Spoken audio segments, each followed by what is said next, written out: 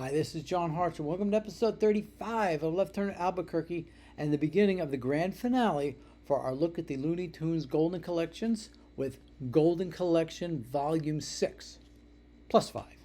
They loaded it up with 75 cartoons in total, but it was more out of desperation than actual thoughtfulness. We'll discuss. I knew I should have made a left turn at Albuquerque. I knew I should have taken that left turn at Albuquerque. I knew I should have taken that left turn at Albuquerque. I should have turned left at Albuquerque. Before we get into that, our buddy Jamie C. pointing out that Kim Cattrall does have a connection to Looney Tunes, albeit a very loose one. One of her earliest films shares its name with a very famous Looney Tunes character. But since I want to keep this as close to all family as possible, let's just leave it there. For their final volume of the Golden Collections, which was released on October 21st, 2008, my niece's second, Warner's decided to split each disc into 4 distinct types and kept the Bugs Bunny cartoons to a minimum. Great call there. We knew going in this was going to be the last one, but could we at least try to get more sales? Disc 1 is the Looney Tunes All Star disc. Bugs is here, but very little of him. First is Hair Trigger, which came out on May 5th, 1945. Why it took this long to get it out, I don't know. Yosemite Sam is the third major character to debut in 1945 following Pepe Le Pew and Sylvester. We did this on Collector's Vault Volume 1. Greg Ford provides the commentary track. To Duck or Not to Duck was released on March 6, 1943, directed by Chuck Jones and written by Ted Pierce. Daffy and Elmer, in their first team-up, get into the boxing ring to settle things once and for all, but the ref might not be on the level. This is in the heart of Chuck Jones's experimental period. The backgrounds are as sparse as can be, and the drawing style is almost Clampett-esque. I know Chuck would love to hear that.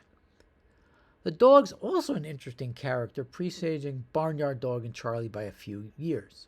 You know, there's something awfully screwy about this fight, or my name isn't Larimore, and it isn't. For some useless trivia, this is the earliest Warner color cartoon to fall into the public domain, and the earliest to still retain its original credits. TBS showed this one a lot. Birth of an Ocean we also just did on Collector's Vault Volume 1. It's one of the ones Bob Clampett started but was finished by someone else, in this case, Robert McKimson. Mark Kausler is on commentary. My Little Duckaroo we did with the other 2 Nasty Canastas back on Platinum Collection Volume 2 in Episode 6. It was also on the Essential Daffy Duck. We get a couple of Foghorn Leghorns next. Crowing Pains came out on July 12, 1947, directed by Robert McKimson, written by Warren Foster. Henry Hawk wants a chicken, but Foghorn gets the little squab to think Sylvester is actually one, with Barnyard Dog involved somewhere in there. There's a lot of interesting things with this one. It's Foghorn's second cartoon, and the first time McKimson used Sylvester. The next year he teamed him up with a giant mouth. It's also one of the few times Robert C. Bruce actually voiced the character. I just takes a step and presto, I lays an egg. For one reason or another, Mel was unable to do the dogs line, so Bob did them. This is another one that was on TBS a lot. Boy, did I watch that thing all the time in high school. And this has been on Boomerang for years. Raw Raw Rooster was released on August 25th, 1956, directed by McKimson and written by Pierce. Foghorn welcomes, and I use that term loosely, his old college friend, and I use that term loosely too, and fellow blowhard, and I use that term precisely, Rhode Island Red. Here's Red! It had only been on this collection that I began to realize the contribution Dawes Butler in his pre-Hanna-Barbera days made to the Warner's cartoons. He does Red here. Froggy old palsy-walsy, you're a card! Apart from the last line. With a friend like you, I'll never need an enemy. In fact, he's probably the second or third most important male voice artist for Warner's after Mel and maybe alongside Stan Freberg. We'll be talking more about Butler next year with Tom and Jerry and the other MGMs we may get to. It's also the cartoon where I found that the title of that football song they always played, Freddie the Freshman. Who's got all the girlies chasing him around? Freddie the freshman, the freshest kid in town. This one was in syndication and has a music-only track. Heaven Sent was covered on the Pepe Le Pew Superstars disc since they were all there. I still love this last line. There is very little difference between men and women, but vive la différence! And Sydney agrees. The next one we did as a bonus in the Porky 10+1 episode, so here it is again. My Favorite Duck came out on December 5th, 1942, directed by Jones and written by Michael Maltese in their second collaboration. Squawk and Hawk was first. Porky's trying to enjoy some time in the woods when Daffy comes along to upset everything. This was the first Porky-Daffy team-up in color, and it set the template for one aspect of their cartoon team-ups, where they're sort of antagonistic. It also serves as a bit of a precursor to the Hunting trilogy that would come a decade later with Bugs and Elmer. And the ending presages both Rabbit Punch and Duck Amuck to some extent. This has the blue ribbon reissue title card on it, but there are a few slides of the original credits. It turns out it's Michael Maltese collection that's up at the University of Wyoming. And look at this, someone mismatched the cell in the background on this one. I mean, it's obviously for baseball bugs. Jerry Beck does commentary. Jumpin Jupiter came out on August 6, 1955, directed by Jones and written by Maltese. The third in Chuck and Mike's Porky Sylvester series. This time, alien birds hijack our two heroes while out camping, only Porky won't wake up leaving the cat to deal with it on his own. There's a really interesting sequence of the spaceship digging the campground up into the sky. And some of you 50s sci-fi fans will recognize this sound effect.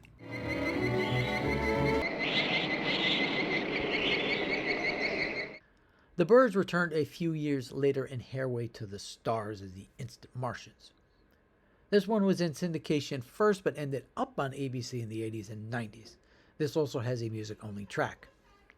Satan's Waitin' we did back in episode 9 with its Platinum Collection Volume 3 appearance. Its premise and title were reused for a Bugs Bunny Show episode. Then that was reused as an edited down theatrical short, Devil's Food Cake, which we also did on Collector's Choice Volume 4 in episode 17. Hook, Line, and Stinker was released on October 11, 1958 by Jones and Maltese. This is the other Roadrunner Coyote cartoon in the John Seeley 6, the one where they use the Dennis the Menace music instead of the usual score by Carl Stalling or Milt Franklin.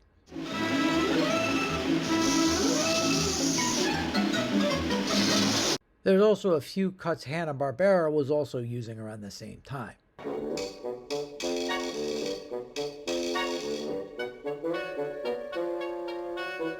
Like I said with the earlier shorts, when we get to the blue upgrade on this, we'll do the plot-by-plot rundown. We just did their Latin names last time out. This one's really short. It's barely 6 minutes long. Now, this one I definitely remember on Channel 5. In fact, I wouldn't be surprised if it was the last cartoon in the Bugs Bunny Show. And then up next was...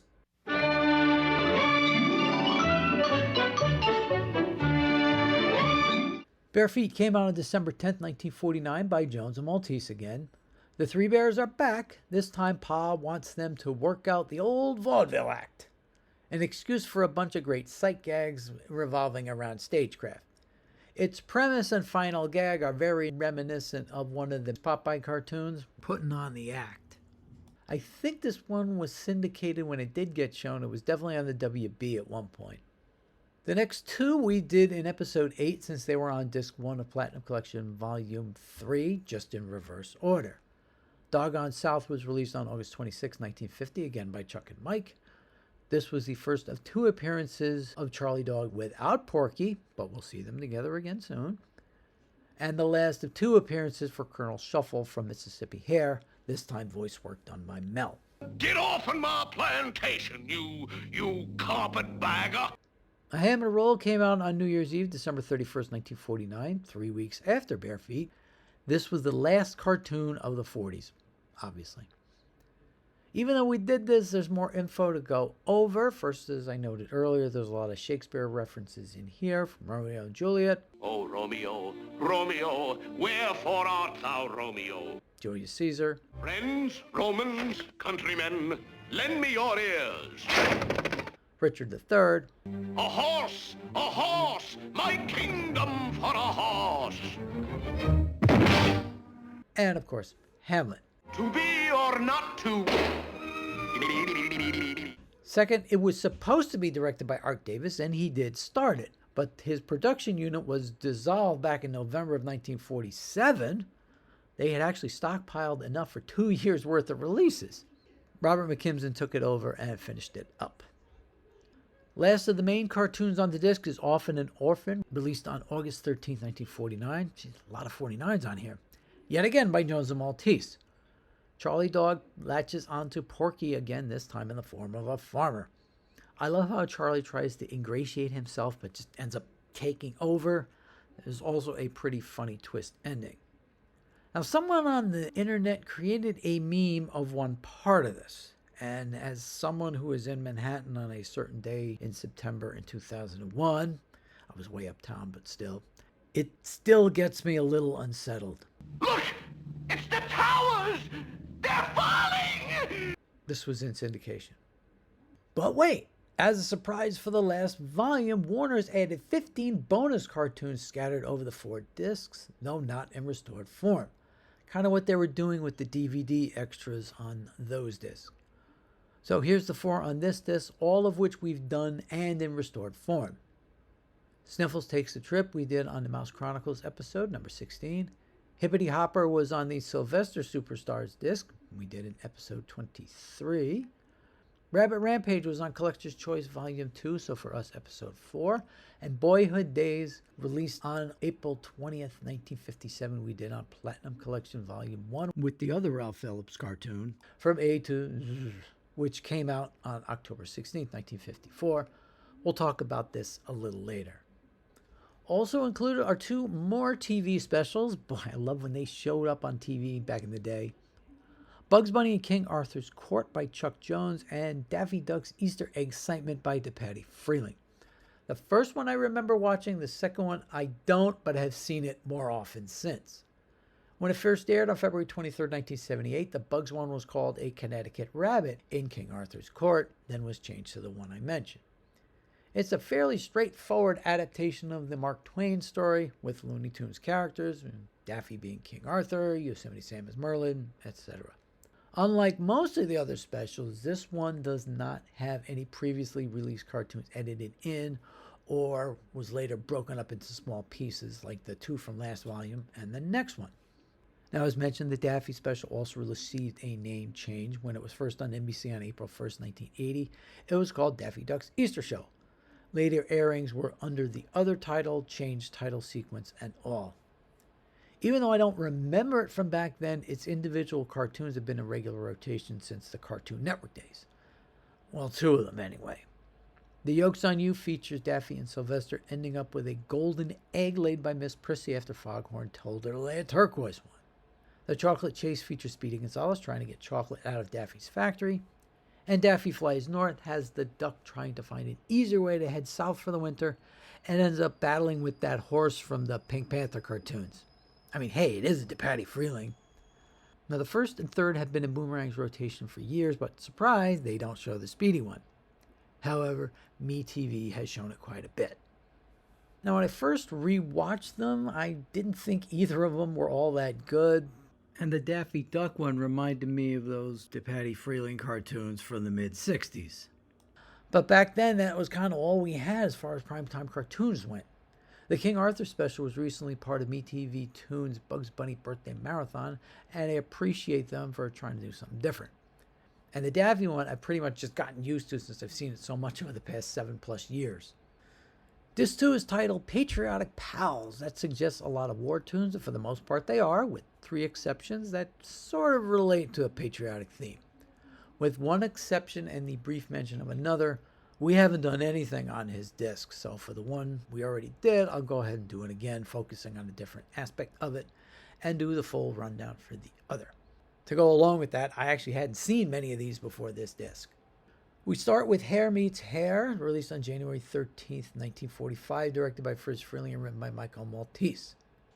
Herman Goering, in Lederhosen, goes hunting in the Black Forest, but Bugs is there to outsmart him. Now, believe it or not, WOR Channel 9 in New York had very few Bugs Bunny shorts in their library, but this was one of them, shown on Mario Cantone's kid show from the 80s Steam Pipe Alley. Yeah, just contemplate that one for a minute. It's significant for another reason as well. Bugs ends up in Germany and for the first time realizes where he missed a certain turn.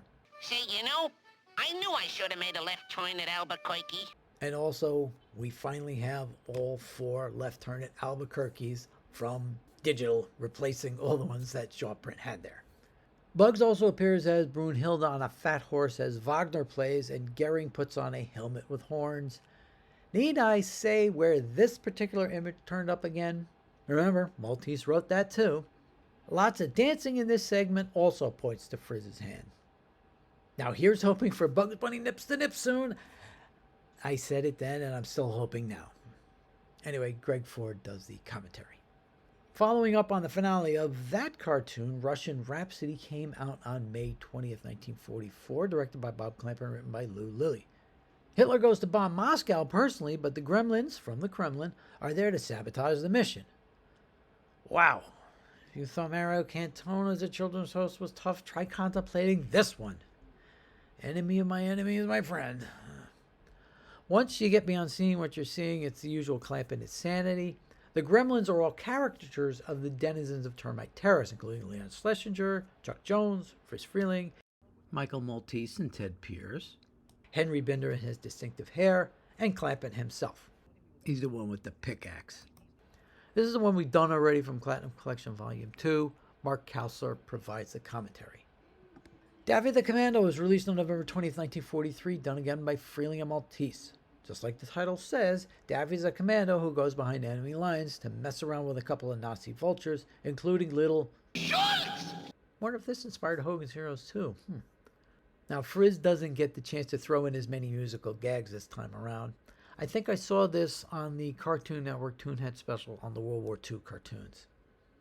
Bosko the Doughboy came out on October 10th, 1931, directed by Hugh Harman. They really didn't keep track of the writers back then, as we'll see more of next time. With this set, it's like Warner set out to do a full rehabilitation of the early Warner's Toon star. He even gets to appear on the cover. See, right here. This one has Bosko in the trenches fighting World War I. Let's face it, the gags were pretty standard. People were just happy to see anything animated out back then. Interesting gag has a dog doubling as a cannon, and they don't shy away from violence. Plus, we get a good Al Jolson joke at the end. Rookie Revue was released on October 25th, 1941, directed by Freleng and written by Dave Monahan. This one depicts a day in the life of the Army. Like Russian Rhapsody, the infantry guys are based on the folks at Termite Terrace. You can definitely recognize some of them. I think this one was actually shown quite a bit on TBS. The Draft Horse came out on May 9th, 1942, directed by Chuck Jones and written by Ted Pierce.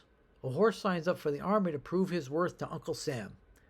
This is generally accepted to be the beginning of Chuck's experimental period, as well as the recognition he could do broad comedy. It also has a meme out there. Say, I think I saw this one on the Toonhead special as well.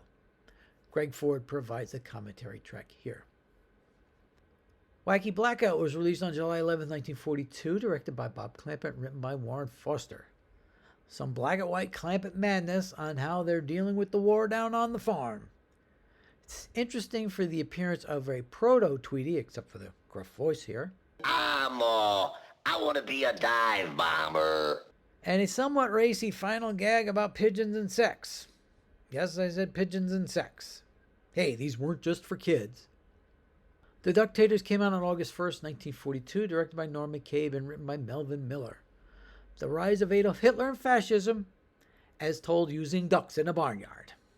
McCabe and Miller keep the jokes coming fast. It's like they're doing their own great dictator.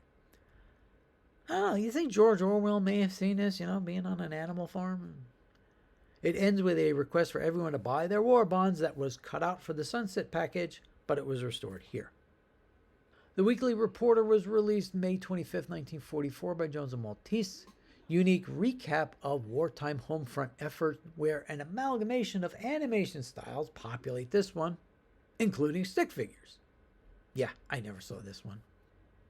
Fifth Column Mouse came out on March 6, 1943, directed by Freleng and Maltese again.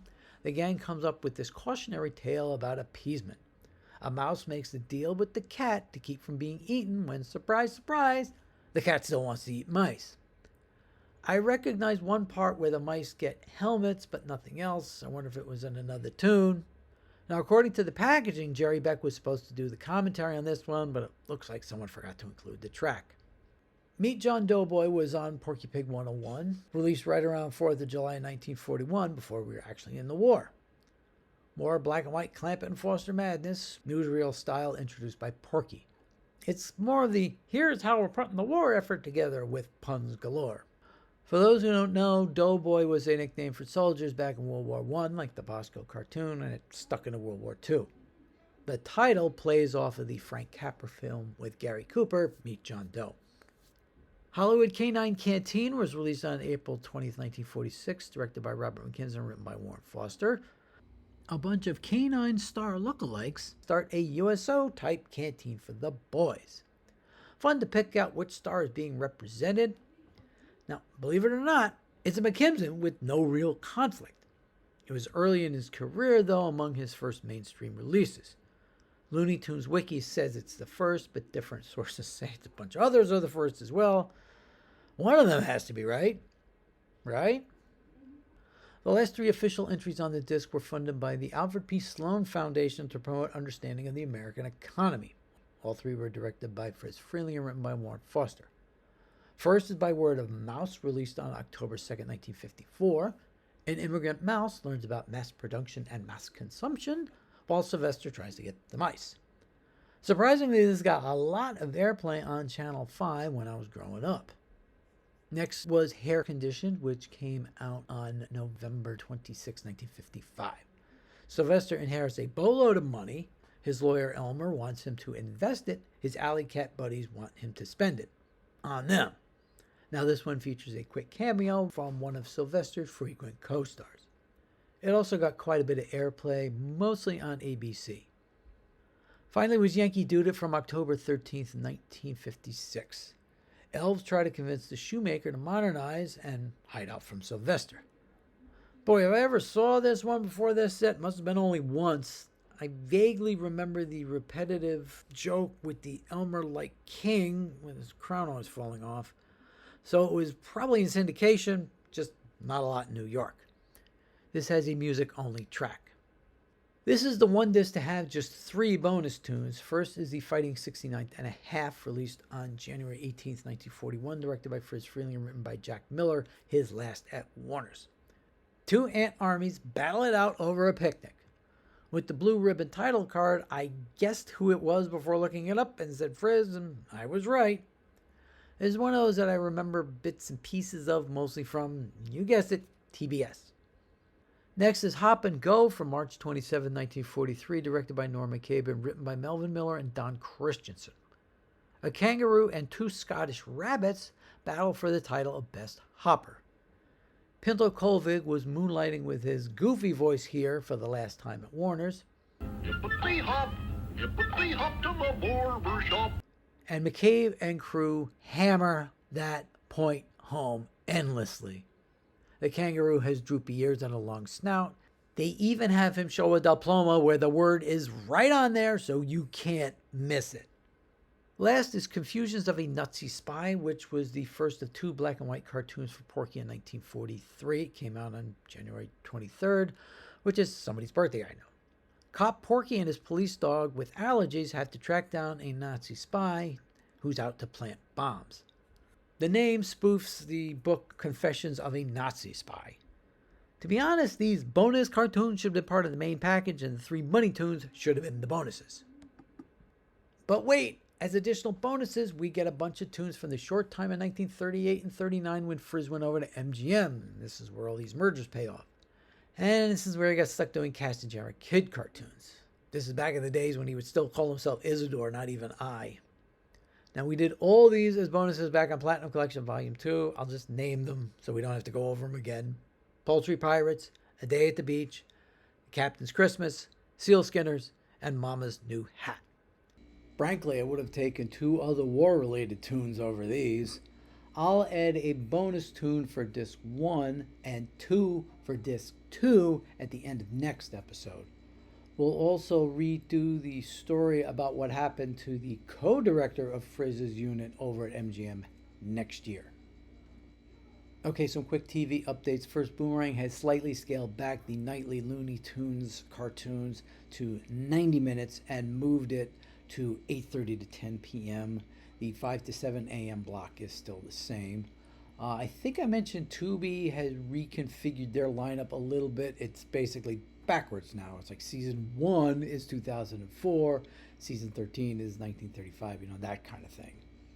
And finally, MeTV Toons has added the Terry Toons catalog to their lineup, so we can finally see Mighty Mouse and Heckle and Jekyll without them being in public domain. We'll see if the merger, Paramount controls Terry Toons. We'll see if that happens, and then George and Jerry can get their hands on these too. Finally, we're now part of the Amazon Associates program, so what I'm going to do from now on is in the comments section, I'm going to put some affiliate links to some of the DVDs we've been talking about, and Blu-rays, of course. In fact, I'm going to start with Blu-rays. Down below, you're going to see links for Platinum Collection, Volume 1 through 3. 1 and 2 just recently came back into print, and 3 thankfully never left. 1 and 2 are slightly scaled back from their original versions. They don't have a slipcover and they don't have the booklets, unfortunately. But if you want the cartoons, they're there. So if you buy them through these links, we get some credit for it, and it'll help us keep going and expand our operations a little bit more. Next time it'll be disc 3 and 4 of Golden Collection Volume 6 with a whole disc of even earlier cartoons and the other full of one-shots. I'm John Hartra. Thanks for watching.